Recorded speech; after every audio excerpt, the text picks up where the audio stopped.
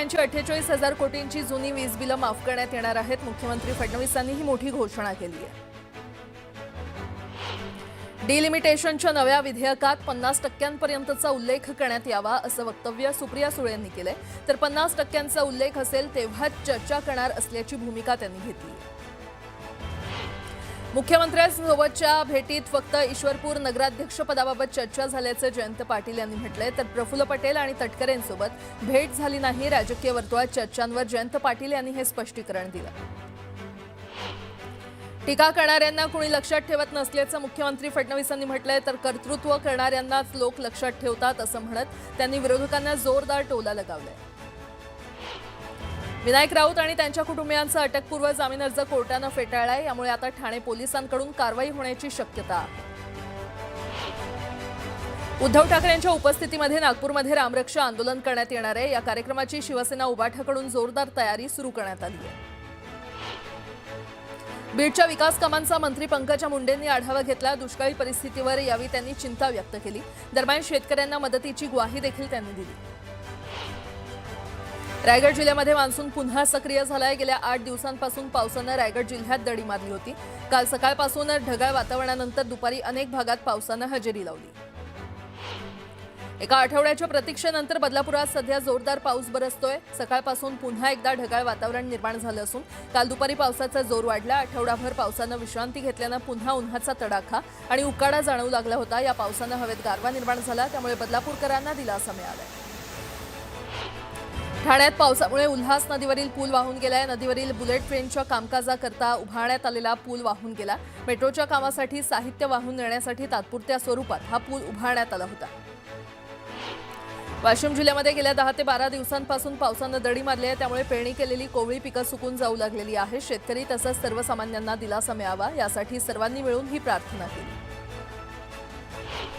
बुलढाणा जिल्ह्यामध्ये अन्नदात्या शेतकऱ्याला हमीभाव मिळावा म्हणून सरकारनं किमान आधारभूत किंमत म्हणजेच MSP योजना सुरू केली। मात्र याच योजनेला बुलढाण्यात दलालांनी, खरेदी चालकांनी आणि भ्रष्ट अधिकाऱ्यांनी मिळून चुना लावल्याचा संशय व्यक्त केला जातोय। जिल्ह्यात ज्वारीचं उत्पादन कमी असताना 1,93,000 क्विंटल ज्वारीची खरेदी करण्यात आल्याचं दाखवण्यात आलंय।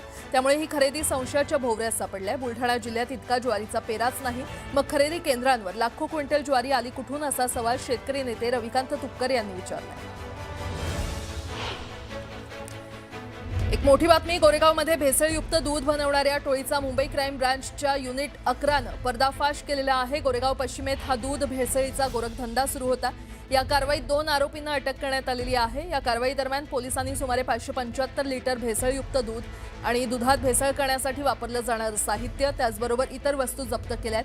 जप्त केलेल्या एकूण मालाची किंमत 70,404 एवढी आहे। नामांकित कंपन्यांच्या दुधाच्या पाकिटांमधून शुद्ध दूध काढून त्यात पाणी मिसळून ते पाकिट पुन्हा सील करून सर्वसामान्य लोकांना विकत होते।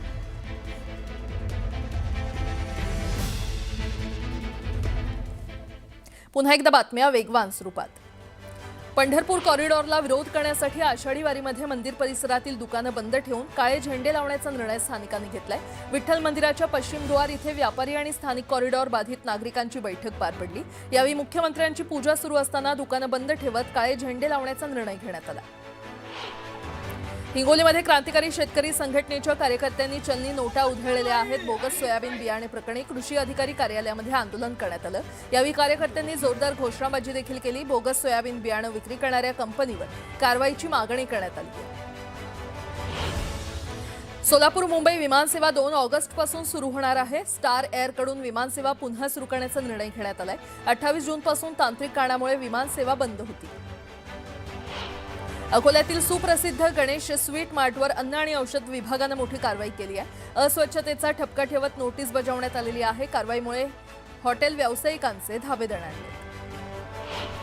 मीरा रोड येथील स्मशानभूमीमध्ये अंत्यसंस्कार सुरू असतानाच चिमणीचा काही भाग अचानक कोसळल्यानं एकच खळबळ माजली। सुदैवानं कोणतीही जीवितहानी झाली नाही। संबंधित अधिकाऱ्यांवर कारवाई करण्याची मागणी होती।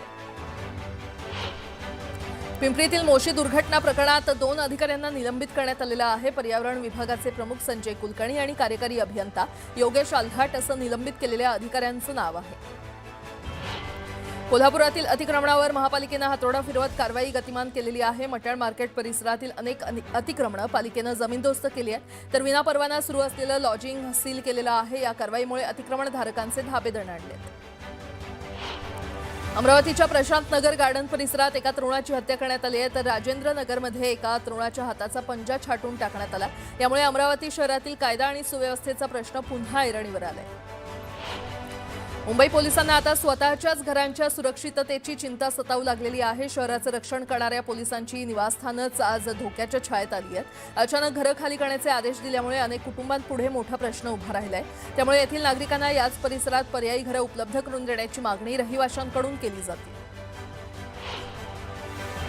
मुंबईतील महेश ट्युटोरियल्स कोचिंग क्लास अचानक बंद करण्यात आलंय। कुठलंही कारण न देता क्लास बंद केल्यानं विद्यार्थ्यांचं नुकसान झालंय। महेश ट्युटोरियल्सच्या चेंबूरच्या शाखेत शिक्षकांना राजीनामा देण्यास सांगितलं असून राज्यातील तब्बल 33 शाखा बंद झालेल्या आहेत। त्यामुळे जवळपास 3000 विद्यार्थ्यांची फसवणूक झाल्याचा आरोप करण्यात आलाय। पुणे जिल्ह्याच्या माण येथील जमिनीच्या जुन्या वादातून 4 जणांच्या टोळक्यानं शाळेत घुसून तोडफोड केली। यावेळी शालेय साहित्याला आग लावली। या प्रकरणात आरोपी गणेश पारखी याला अटक करण्यात आली आहे। न्यायालयानं त्याला 3 दिवसांची पोलीस कोठडी सुनावली आहे। जळगाव शहरालगतच्या पाळधी ते जळगाव दरम्यान बनवण्यात आलेल्या कॉन्क्रीट रस्त्याला तडे केलेले आहे। त्यामुळे अपघाताचा धोका वाढलाय। तातडीनं रस्ता दुरुस्त करण्याची मागणी करण्यात आली। बीडच्या बनकरंजा येथील नदीवर बांधलेल्या पुलाचं काम निकृष्ट दर्जाचं झाल्याचा आरोप करण्यात आलाय। न्यूज 18 मराठीनं दाखवल्यानंतर प्रशासनानं याची तातडीनं दखल घेतली। अधिकाऱ्यांनी या ठिकाणी भेट देऊन कामाची पाहणी केल्यानंतर हा पूल निकृष्ट दर्जाचा असल्याचं निदर्शनास आलंय। यानंतर उपस्थित गावकऱ्यांसमोरच अधिकाऱ्यांनी कंत्राटदाराला चांगलंच झापलं। त्याचबरोबर आता प्रशासन काय कारवाई करतं हे पाहणं महत्त्वाचं आहे। परभणी जिल्ह्यातील नरहापूर जिल्हा परिषद शाळेत दिल्या जाणाऱ्या पोषण आहारात किडे आणि बुरशी असल्याचं उघड झालंय। एवढंच काय, विद्यार्थ्यांना हेच अन्नधान्य शिजवून दिलं जात असल्याचा आरोप गावकऱ्यांनी केलाय। या प्रकरणी शाळेचे मुख्याध्यापक आणि संबंधित कर्मचारी अधिकाऱ्यांवर कारवाई करण्याची मागणी गावकऱ्यांनी केली आहे। अन्यथा तीव्र आंदोलन करण्याचा इशारा गावकऱ्यांनी दिलाय। बीडच्या अंबाजोगाईमध्ये 3 दिवसांपूर्वी झालेल्या मारहाणीत जखमी झालेल्या महिलेचा उपचारादरम्यान मृत्यू झालाय। यशोदा राठोड हे मृत महिलेचं नाव आहे। हत्येप्रकरणात एकूण 3 आरोपी आहेत, ज्यातल्या एकाला आधीच अटक केलेली आहे, तर इतर 2 आरोपींना तात्काळ अटक करावी या मागणीसाठी महिलेच्या नातेवाईकांनी अंबाजोगाई शहर पोलीस ठाण्यात ठिय्या आंदोलन केलं। चेंबूर झाड दुर्घटनेप्रकरणी विहान श्रीवास्तवच्या मृत्यूच्या चौकशी अहवालावर प्रश्नचिन्ह उपस्थित करण्यात आलंय। अहवालात पालिका अधिकाऱ्यांना क्लीन चिट देण्यात आल्यामुळे विहानच्या कुटुंबियांकडून नाराजी व्यक्त करण्यात येते। नव्यानं चौकशी करण्याची मागणी करण्यात आली आहे।